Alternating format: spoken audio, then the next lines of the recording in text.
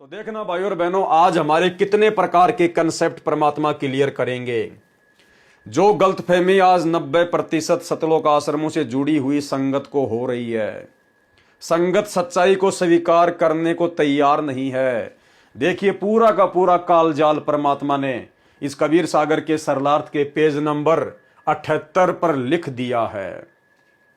यानी किस कदर मनमाना आचरण सतगुरु रामपाल जी परमेश्वर जी के कलयुगी परिवार के द्वारा काल प्रेरणा से उनके जेल जाने के बाद संगत में फैला हुआ है। एक एक चीज परमेश्वर ने खुलकर स्पष्ट कर दी है। विशेष यानी धर्मदास जी का प्रकरण चल रहा है और सतगुरु रामपाल जी भगवान यहां पर कह रहे हैं कि विशेष यानी बहुत ही ध्यान देने योग्य बातें हैं। अच्छी प्रकार से आंखें और कान खोलकर समझने की आवश्यकता है। वर्तमान में, वर्तमान का मतलब वर्तमान समय में, प्रेजेंट में, वर्तमान में मेरे रामपाल द्वारा चलाया गया यह 13वां पंथ है। भाई और बहनों, कबीर सागर की भूमिका में आपने पढ़ा शुरुआत में कि कबीर सागर का सरलार्थ गुरुदेव भगवान ने सतलोक आश्रम बरवाड़ा में 2012 में कर दिया था। कब कर दिया? 2012 में। गुरुदेव कह रहे हैं वर्तमान में मेरे रामपाल द्वारा चलाया गया यह 13वां पंथ है। यह दास रामपाल दास अंतिम सतगुरु है। अब आगे कोई भी व्यक्ति इस मार्ग में गुरु गद्दी पर नहीं बैठेगा। सतगुरु रामपाल जी परमेश्वर जी के सतलोक जाने के बाद कोई भी भगत, कोई भी उनका बेटा बेटी या परिवार वाला, कोई भी कोऑर्डिनेटर शरीर रूप में गुरु पद पर नहीं बैठेगा। जैसे दूसरे पंथों में किसी संत के मरने के बाद में उसके बेटे को गुरु गद्दी दे दी जाती है, या उसकी औरत को या उसकी बेटी को गुरु गद्दी दे दी जाती है। लेकिन इस कबीर परमेश्वर सतगुरु रामपाल जी के भक्ति मार्ग में ऐसा अब आगे नहीं होगा। सतगुरु रामपाल जी अंतिम सतगुरु हैं, अंतिम सतगुरु। इनके बाद कोई भी शरीर रूप में गुरु नहीं होगा। ये दास रामपाल दास अंतिम सतगुरु है। नामदान यानी जो नाम दीक्षा है वो कैसे दी जाएगी? ध्यान रखना भाई और बहनों, शब्दों को पकड़ लेना। परमात्मा कहते हैं साधु शब्दा परखिए, दुख पड़े घरनार, और सूर वीर जद जानिए जब रण बाजे तलवार। साधु संतों की, भक्तों की जो परख होती है, जो पहचान होती है, जो उनके संकेत होते हैं, उनके शब्दों से पहचाने जाते हैं। तो गुरुदेव भगवान ने क्या शब्द लिखे हैं, एक एक शब्द को पकड़ के चलना। नामदान यानी नाम दीक्षा, प्रकाश पुंज शरीर। प्रकाश पुंज शरीर क्या होता है? Electronic body. इलेक्ट्रॉनिक बॉडी क्या होती है? वैज्ञानिक उपकरणों के माध्यम से नाम दीक्षा दी जाया करेगी। यानी सतगुरु रामपाल जी अंतिम सतगुरु, इनके बाद शरीर रूप में कोई गुरु नहीं होगा। तो आने वाले हजारों वर्षों तक नाम दीक्षा कैसे दी जाएगी? जो भी वैज्ञानिक उपकरण होंगे, लैपटॉप है, टीवी है, एलसीडी है, इस प्रकार से नाम दीक्षा दी जाएगी। संत रामपाल जी की इलेक्ट्रॉनिक बॉडी के माध्यम से, प्रकाश पुंज शरीर के माध्यम से। नामदान प्रकाश पुंज शरीर इलेक्ट्रॉनिक बॉडी यानी डीवीडी से दिया जाएगा। अर्थात गुरुदेव भगवान जब तक धरती पर सशरीर संत रूप में प्रकट हैं तब तक वे स्वयं ही दीक्षा देंगे, और उनके सतलोक जाने के बाद फिर डीवीडी से नाम दीक्षा दी जाएगी। तो भाई फिर 2009 से सतलोक आश्रम बरवाला में जो डीवीडी से नाम दीक्षा दी जा रही थी, फिर वो किसने शुरू की? भाई और बहनों, वो डीवीडी वाली नाम दीक्षा गुरुदेव भगवान के परिवार के द्वारा, उनके भाई के द्वारा, गुरुदेव भगवान को अपने जैसा व्यक्ति मानकर, मानुष मानकर उनको सलाह दी गई थी। उनको सलाह देके डीवीडी से नाम दीक्षा शुरू करवाई गई थी। जबकि डीवीडी से नाम दीक्षा देने का विधान गुरुदेव भगवान के सतलोक जाने के बाद का है। आगे भी कंसेप्ट क्लियर होंगे, ध्यान रखना, सुनते जाइए।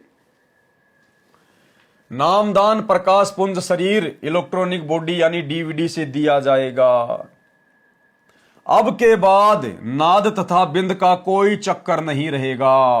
गुरुदेव क्या कह रहे हैं कि अब के बाद ये सेवाएं कौन करेगा, डीवीडी से नाम दीक्षा कौन दिलवाएगा। अब के बाद नाद और बिंद का कोई चक्कर नहीं रहेगा। जैसे धर्मदास की वंश परंपरा से बिंद परंपरा वाले ही उत्तराधिकारी बनते हुए आ रहे हैं, तो गुरुदेव भगवान कह रहे हैं कि अब के बाद नाद और बिंद का कोई चक्कर नहीं रहेगा।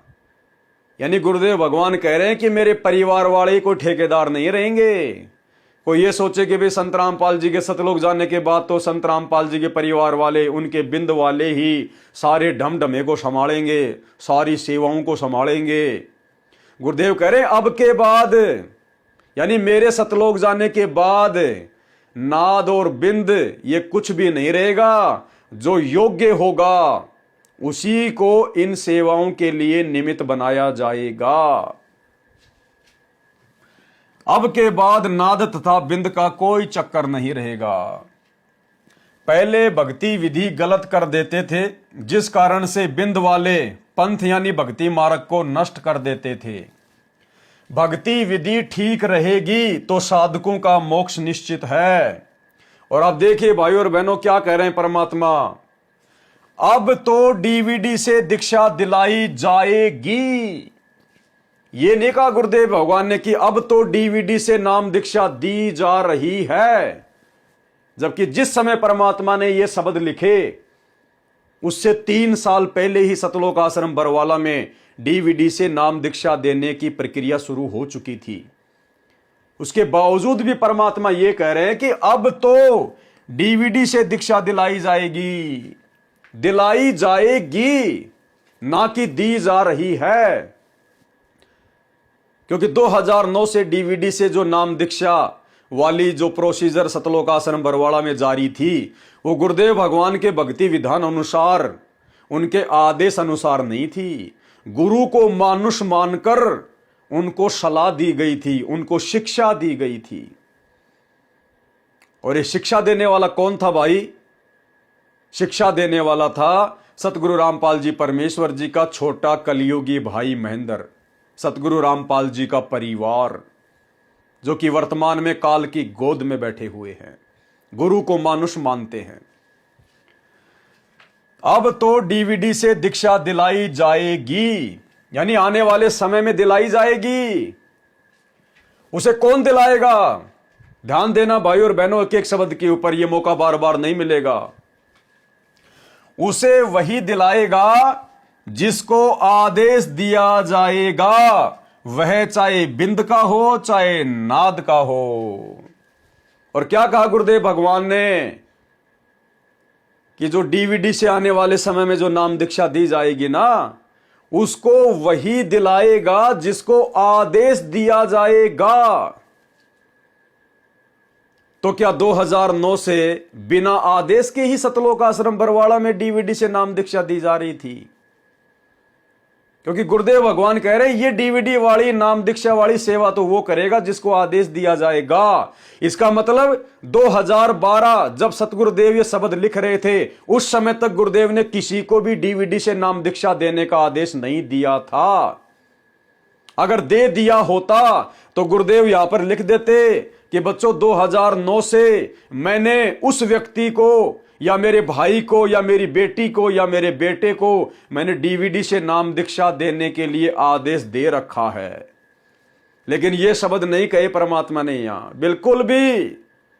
क्या कह रहे हैं कि डीवीडी से नाम दीक्षा देने वाली सेवा उसी को दी जाएगी जिसको आदेश दिया जाएगा। अब तो डीवीडी से दीक्षा दिलाई जाएगी, उसे वही दिलाएगा जिसको आदेश दिया जाएगा। तो बताइए वर्तमान में भाई और बहनों किसको आदेश दे रखा है सतगुरु रामपाल जी परमेश्वर जी ने? कोई भी प्रमाण दे दीजिए।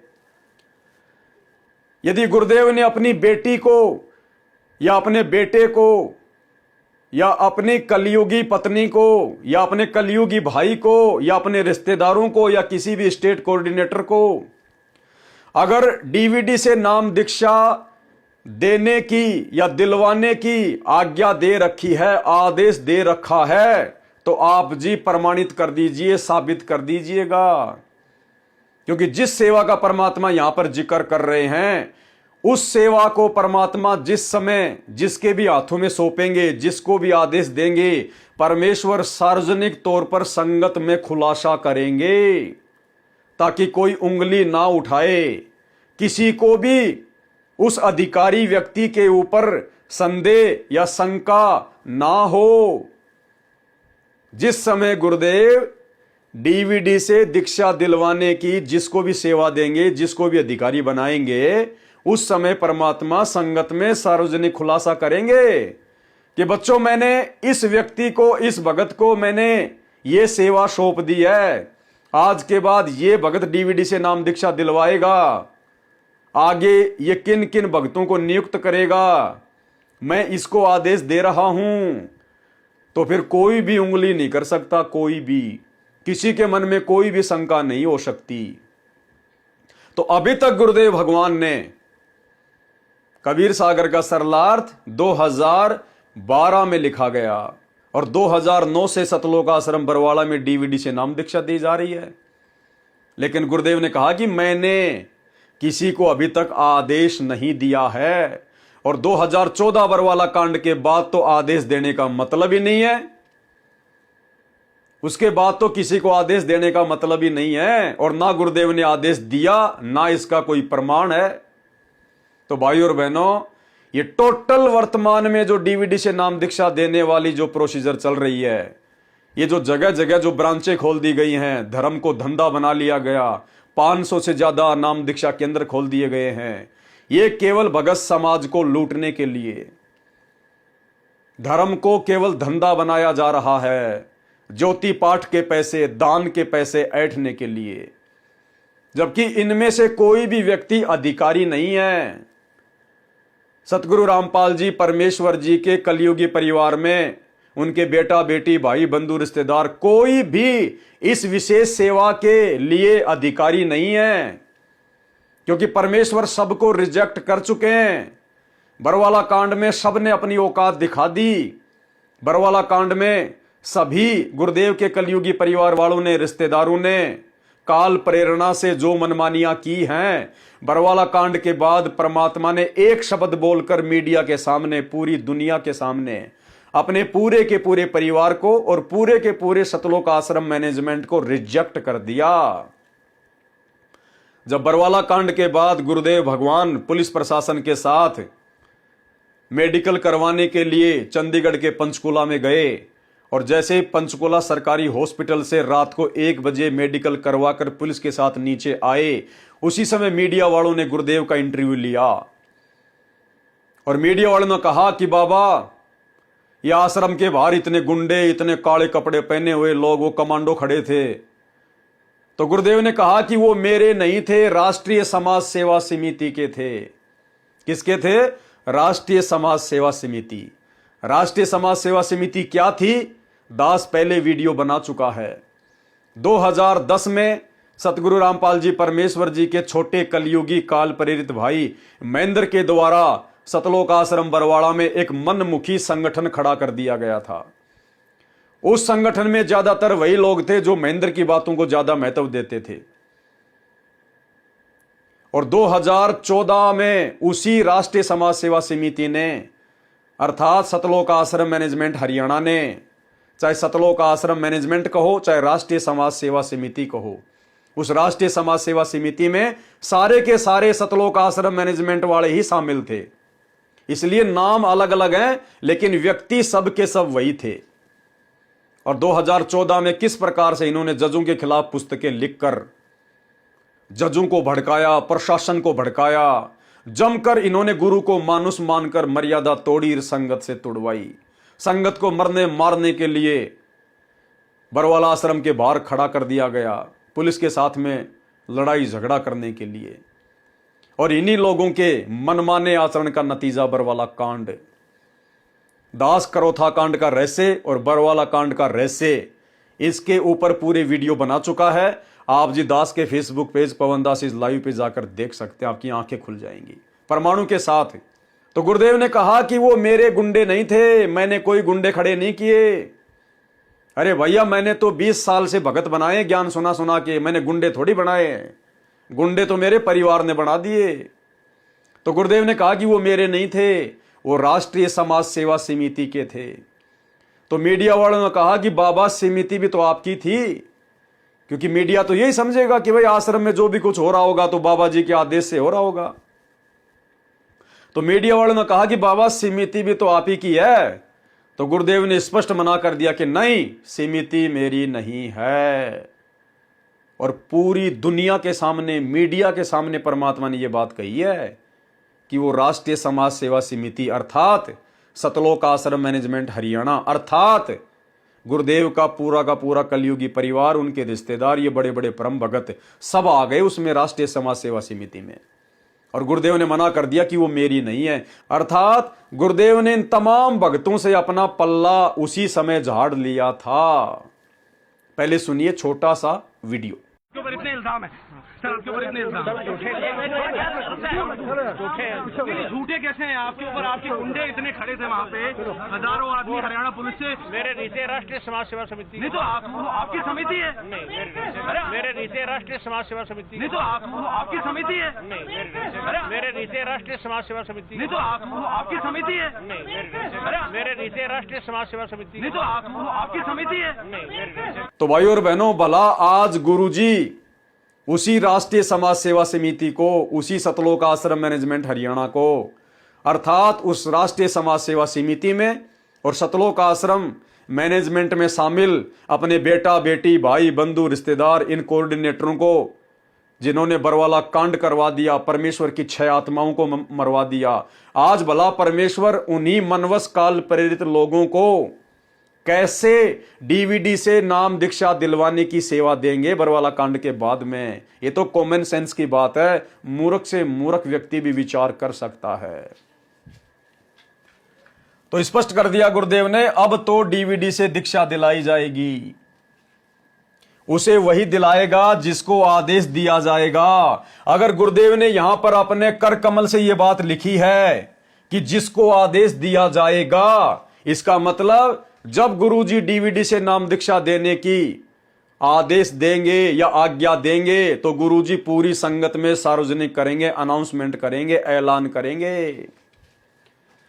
वह चाहे बिंद का हो या नाद का, वो चाहे मेरे कलयुगी परिवार का हो या चाहे संगत में से मेरा कोई अन्य भगत हो। स्पष्ट कर दिया गुरुजी ने कि ये ना सोचना कि मेरे परिवार की ठेकेदारी है, कि मेरा परिवार ही ठेकेदार बनेगा। नहीं, स्पष्ट कर दिया गुरुदेव ने कि वो चाहे बिंद का हो चाहे नाद का हो। बिंद का यानी चाहे वो सतगुरु रामपाल जी परमेश्वर जी के परिवार का हो या चाहे संगत में से कोई अन्य भगत हो, जिसको आदेश दिया जाएगा वही डीवीडी से दीक्षा दिलाएगा।